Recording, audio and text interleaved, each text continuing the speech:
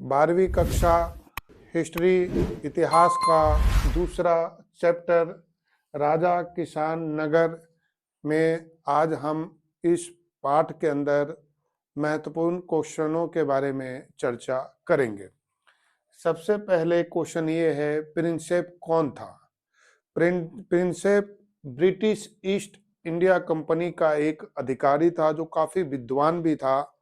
उसने 1837-38 में ब्राह्मी और खरोष्टी लिपि के अर्थ को निकाला कि इसका मीनिंग क्या होता है ब्राह्मी और खरोष्टी लिपि का।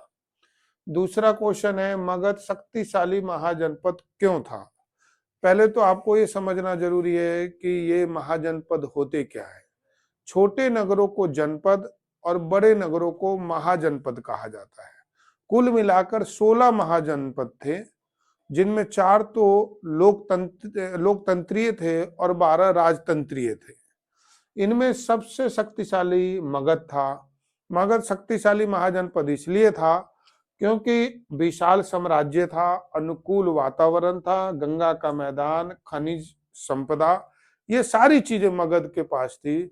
इसलिए मगध को एक शक्तिशाली, बल्कि सबसे शक्तिशाली महाजनपद के रूप में गिना जाता था। सिक्कों का इतिहास में क्या महत्व रहा है? भारतीय इतिहास में सिक्कों का महत्व काफी रहा है। सिक्कों से हमें शासन, प्रशासन, शासन की उपलब्धियां और इतिहास में जो राजा हैं उनके कार्य प्रणाली और उनके प्रशासन की जानकारी हमें प्राप्त होती है। अगला क्वेश्चन जो बहुत ही महत्वपूर्ण क्वेश्चन माना जाता है कि 6ठी शताब्दी ईसा पूर्व को एक महत्वपूर्ण काल क्यों कहा गया, या 6ठी शताब्दी ईसा पूर्व को विश्व राजनीति या भारतीय राजनीति में एक महत्वपूर्ण युग के रूप में क्यों चर्चा मिली? 6ठी शताब्दी ईसा पूर्व में बड़े बड़े महाजनपदों का उदय हुआ। बौद्ध धर्म और जैन धर्म जैसे 2 बड़े धर्मों का उदय भारत में हुए।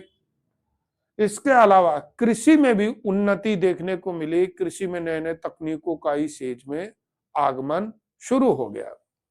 मौर्य साम्राज्य की विशेषता बताओ। आपको मालूम होना चाहिए कि मगध में ही मौर्य साम्राज्य का उत्थान हुआ था और चंद्रगुप्त मौर्य इसके संस्थापक थे। तो जो मौर्य साम्राज्य था उसमें सबसे ऊपर राजा होता था और राजा का जो शासन और प्रशासन होता था बहुत ही योग्यता के आधार पर होता था। मौर्य साम्राज्य की जो राजधानी थी वो पाटलिपुत्र थी, जो मौजूदा समय में पटना के नाम से जानी जाती थी। और मौर्य साम्राज्य में कई प्रशासन के केंद्र भी थे जो शासन व्यवस्था को प्रभावित करते थे, जैसे कि तक्षशिला।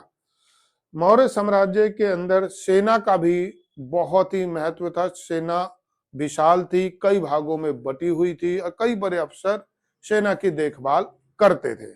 अगले क्वेश्चन में हम आ जाते हैं कि अभिलेख क्या होता है और अभिलेखों को पढ़ने में क्या कठिनाई आ रही है।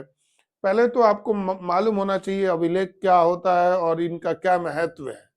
अभिलेख पत्थरों पर लिखे हुए लेख को कहते हैं और भारतीय इतिहास और राजनीति में अभिलेखों का बहुत महत्व है, क्योंकि उस एज में या उस एज के, चाहे वो मौर्य एज हो, गुप्त एज हो, इतनी पुस्तकें हमारे पास नहीं है जो हम इतिहास को जान सके।